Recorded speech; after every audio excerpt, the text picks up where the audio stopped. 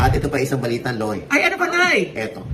Eto na nga, Nay! Nag-live si Miss Heart Evangelista sa kanyang Instagram account para ipahayag ang kanyang mga saloobin tungkol sa mga nangyayari sa mga nagdaang araw. Marami po kasing nambabash sa kanya at tinatawag siyang Nepo wife. Sabi nga ni Heart, she crumbles into pieces when people are going after her professional integrity kasi kinayod niya daw yon. Hindi raw siya iiyak or ma-upset kundi daw niya pinaghirapan for 27 years ang kanyang trabaho. Dahil sa kanyang pagtatrabaho, as early as 4 a.m. may gising na siya and even missed the window on having a child because she's very workaholic. Sinabi din niya na hindi siya attend ng Fashion Week. Baka daw sa susunod na season na lamang. Pero sana daw ma-appreciate ng mga tao na hindi lang siya nakatambay sa bahay. Dahil she feels helpless na nasa bahay lang at hindi nagtatrabaho. And sinabi din niya na hindi siya yung tipo ng asawa na nakatanga lang sa bahay. Sinabi rin ni Heart na yung mga unboxing videos daw ay mga regalo sa kanya.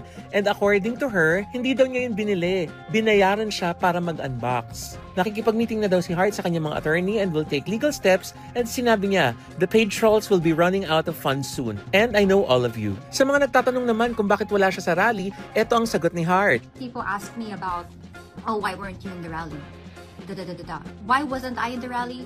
You think I don't want to be in the rally? You think I don't have a voice? You think I'm not frustrated? You think hindi ako napipikon? Pikon naman din ako bakit hindi ako Pinoy?